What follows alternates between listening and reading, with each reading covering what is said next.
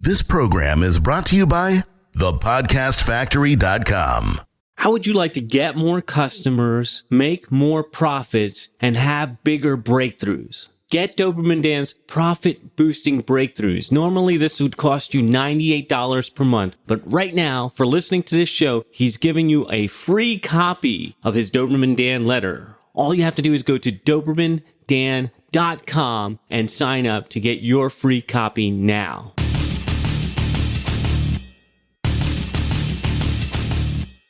Prepare yourself for the uncensored, nothing held back, no BS reality of how business and life really work.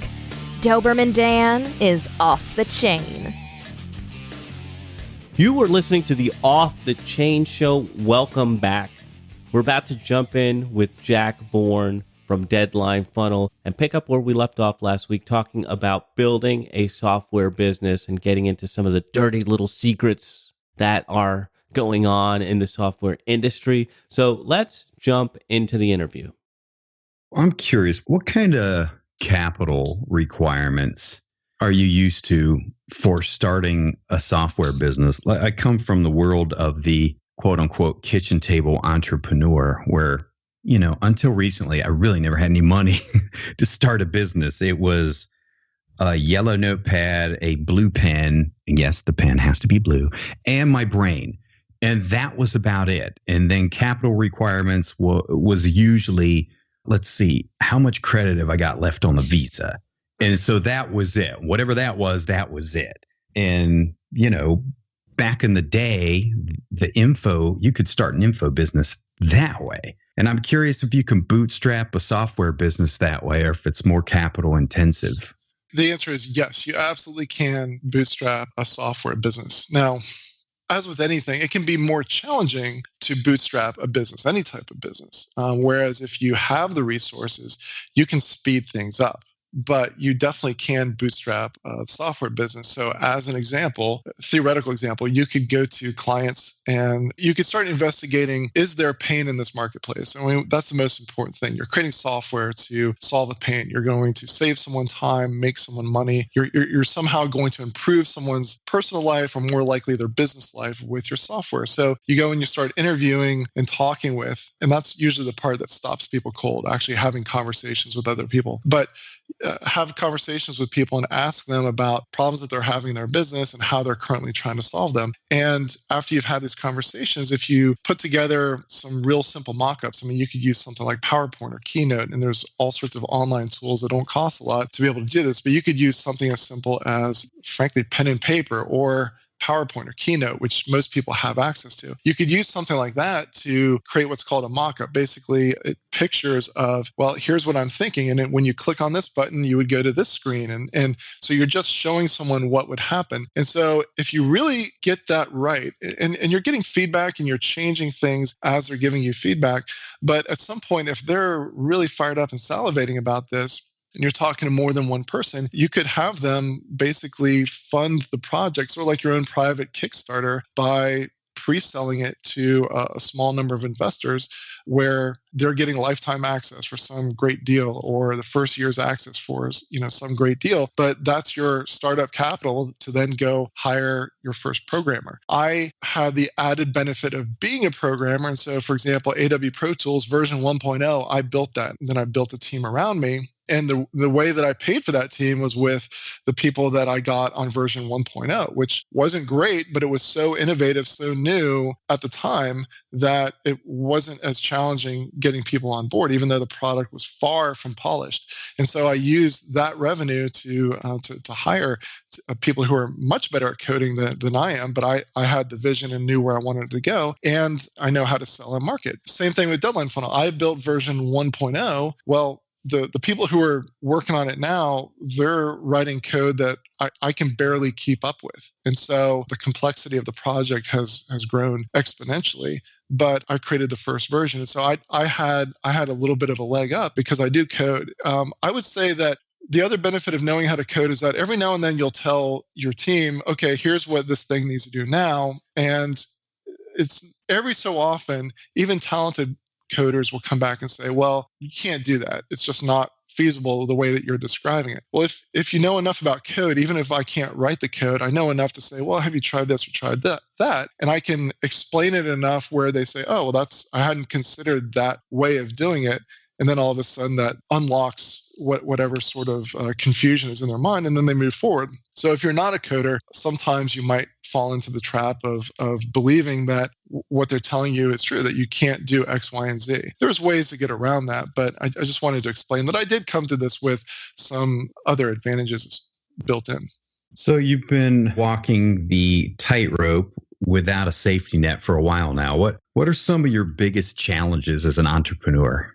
Yeah, so I would say these days the challenges are around finding talent, growing talent, and keeping talent. And it's really about building a talented team. We talked earlier about some of the upsides of the software business, and all of those are true. One of the downsides is that oftentimes there's less profit than if you were just selling an online course. I mean, if you're selling an online course, you've got WordPress, you get something like Optimized Press or ClickFunnels.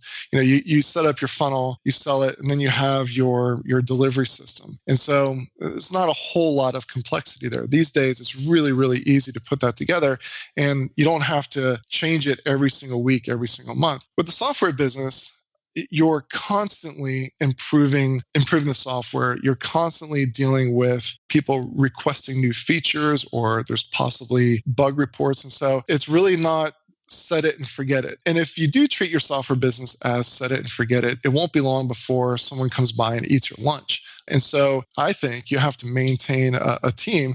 And so you have to be able to find talent, to grow that talent, invest in them, and to keep the talent. So it's much more of an employee intensive business the higher that you scale it up.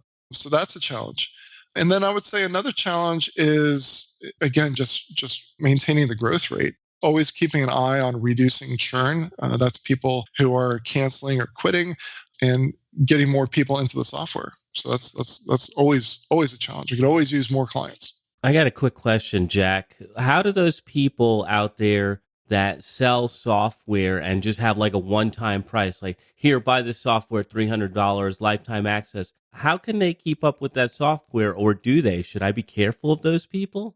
I don't want to throw anyone under the bus, but go ahead, do it. Please do. I'll throw the business model under the bus, but I have to say I haven't tried it. One of the things that every so often, this doesn't happen often, but every so often someone will say, and they're just, I truly believe they're honestly just confused. They thought that they bought lifetime access to something like AW Pro Tools or Deadline Funnel or something like that, and they'll contact us and say, hey, I was just billed again for this thing that I bought lifetime access for. And I say, well, let me look at the email that you responded to. But I know one thing for a fact, before I even go and look this up, we've never offered lifetime access to this software. So I'm not a big proponent of offering lifetime access for the very reason that you mentioned. It would be really easy money to be able to offer that. And I've thought about offering it. The recurring revenue that we get is just really great. So I can't imagine how someone could offer at X price lifetime. My main issue with that is not even so much the recurring revenue, because if you look at it, it's all just math. I remember, back to Dan Kennedy, I remember this is before Glazer bought him out, but I remember being in a really, really small Dan Kennedy event in Phoenix, Arizona. And I remember Dan said, I could boil this whole 3-day event down to 2 phrases. And, but the reason why I don't do that is because I couldn't charge you idiots $2,000. I mean, that's kind of how Dan talks. But he said, it could fit on the back of a matchbook cover. He said, it's all psychology and math. Like that was his philosophy. It's just psychology and math. And so from the math standpoint, if you look at the lifetime value of a customer, if you say, well, if my lifetime value of a customer, just to make up a number, is $750 over the course of however many months they stay, then I should be able to offer a lifetime for $1,000 or certainly $2,000. And I'm ahead of the game. And so that sort of thinking has really it's been on my mind lately, and I've been thinking about it. But the reason why I was able to sell AW Pro Tools and find a buyer and have several people who are interested was because of that recurring revenue. So it's because of that I'm very hesitant to go the lifetime model, because when you have someone who's looking at buying your company for many multiples, what they're looking at is that recurring revenue. And so I think a company that comes out of the gate with a lifetime offer, unless this is just a launch strategy, which is one way to do it, where you say, look, for 6 months, it's lifetime $500, and then you use that to finance your marketing going forward. And then from that point on, it's recurring. Unless you're doing something like that, I don't see how a company could sell for many multiples unless they really had their marketing dialed in and they just knew that they were going to be able to continually get customers over and over and over again. So the other side of that is, okay, so the money side, we're talking the numbers. How about them taking care of that software? Because after you get paid, are you still interested in maintaining it? Yeah, I mean, that's the other side of it, is that once the money comes in, for me at least, it's real hard to think in terms of, okay, well, this money is supposed to finance the next 5 years of development. It's real hard to think like that. Whereas if you have the money coming in on a monthly basis, I mean, yeah, we have people who pay annually, but we have a nice mix of monthly and annual, and so we have very steadily growing monthly recurring revenue. And so when you have that, you can run it like a business and say, okay, this is how much is going towards the maintenance and for the development of the software on a monthly ongoing basis. And that's what finances handling the bugs. That's what finances the online chat. We have people who answer online chat very, very quickly. We also are constantly adding new features and beefing up our infrastructure. And so I can't imagine being able to do that from money that I collected 6 or 12 months earlier. It would take a lot of discipline to be able to do that. So there are I wouldn't call them competitors, but there are other people that are kind of in the same space as us who have a WordPress plugin where it's a one-off. And it truly is a matter of you get what you pay for. If you want to buy a low price plugin, you just have to know that several years from now, or even 6 months from now, you may not be getting a quick response on some sort of issue that you have. They may not be supporting that. In fact, I won't name them, but there was a company that was already in software that came out with a WordPress plugin around the time that we were finishing up development of version 1 of Deadline Funnel. And they had a flat price and they were making a lot of waves in the market. They're no longer around. And I think one of the reasons why they're no longer around is because of that model. And so again, the reality is that software is to do it right and to continually provide high quality customer service and to develop new features and to keep it up to date and to run it like a real business that provides real value on an ongoing basis requires a team. And it's real tough to finance a team when you're only getting paid one time. As one of my mentors said, a dude really uber famous in this niche, he said, do you know when I lose all interest in a project? Immediately after the client's check clears. So he was well known for getting paid 100% up front. and that's when he would lose all interest. So it's just human nature, I guess. Yep. So you shared some really pragmatic stuff about challenges as an entrepreneur. In the time we have left, tell us about any head stuff you've had to deal with. Like, tell us the really juicy stuff. Like, have you gone broke? Have you had self-image issues? Has any of this stuff messed with your head at all? Or are you just so much better and more sophisticated than the rest of us? Oh boy. Okay. So you really asked me to open up a door, and I'm not sure how wide I want to open up that door. But yeah. So one of the things that happened so I'm not going to be able to name names, but one of the things that happened in the past year and a half is that there was a guy that I was in business with. At one point, we were 50-50 partners, and everything was working great. We had been friends for years. I was a big reason why he was able to be where he is today. And the short version is, dude got greedy, and he did some stuff. Actually, we're coming up on the anniversary of the phone call that I had with him a year ago. And, he got greedy and had a conversation with me that was really, it violated, let's just say it violated the rules that I have for how you deal with not just a business partner, but also someone who is a friend. Namely, you don't lie to them and you just don't be an a-hole. And so it was really, really tough, and it hurt. So I don't want to go into details about who and all that sort of stuff, but it really hurt because you think of someone who you're close with and you think that you know them. And then all of a sudden it's like they pull off the mask and you realize, oh my God, you're a sociopath. Oh, Mm-hmm.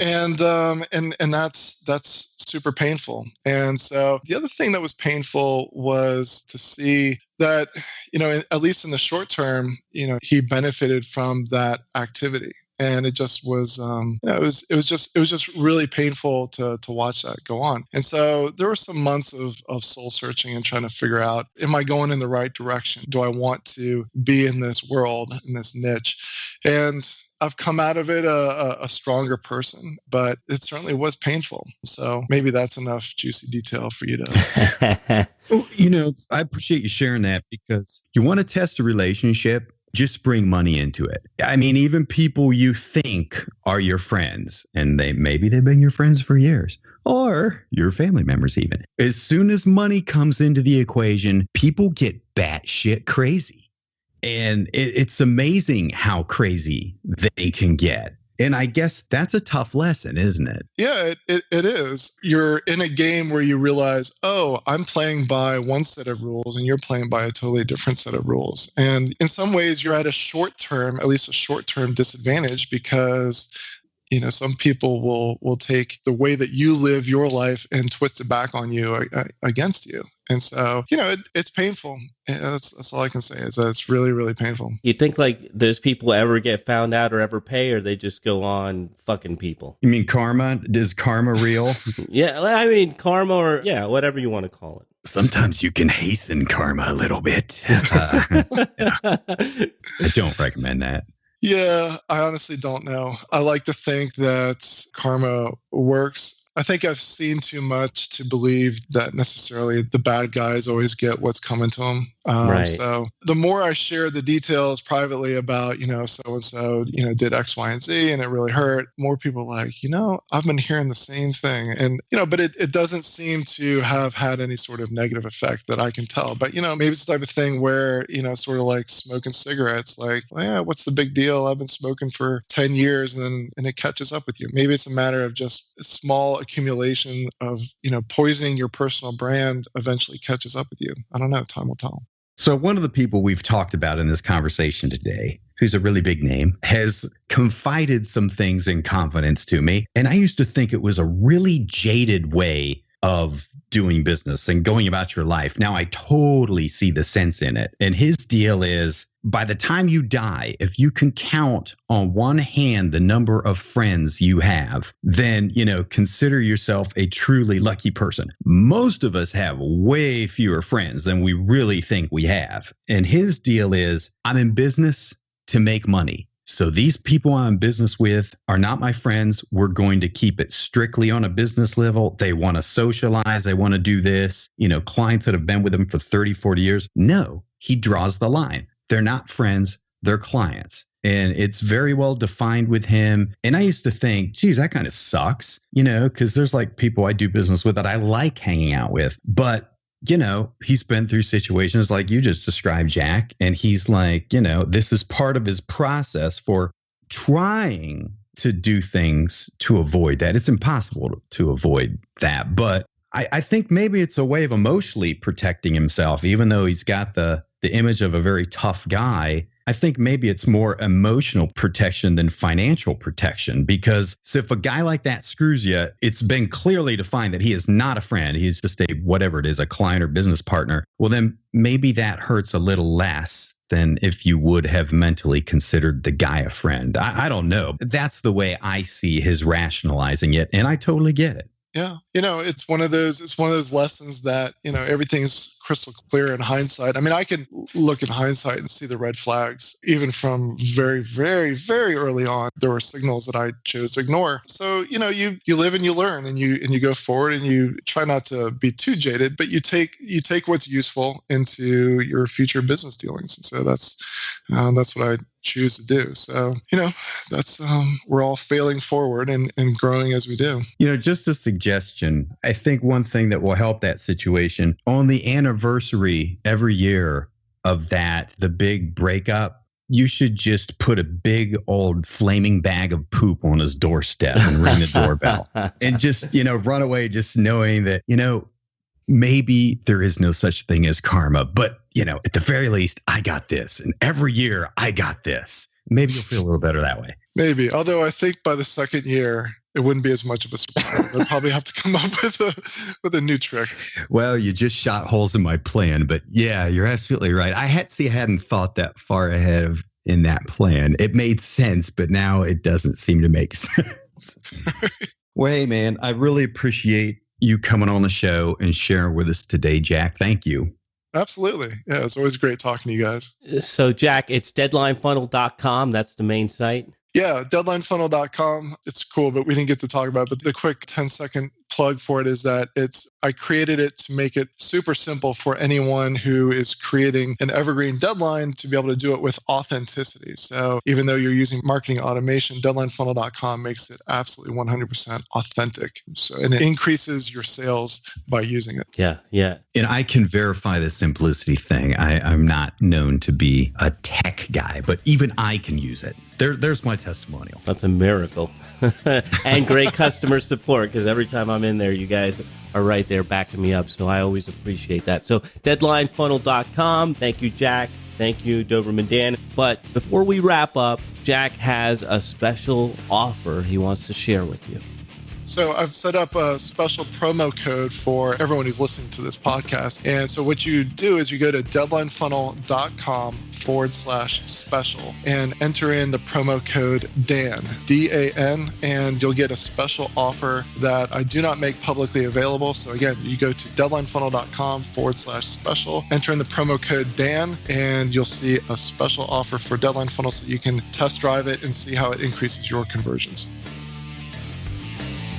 Thanks for listening, and remember, if you want to create rivers of revenue from your existing customers, then the next thing you need to do is go to DobermanDan.com. He's giving away a free copy of his $98 per month Doberman Dan letter just for listening to the show. Go to DobermanDan.com now and sign up for your free issue.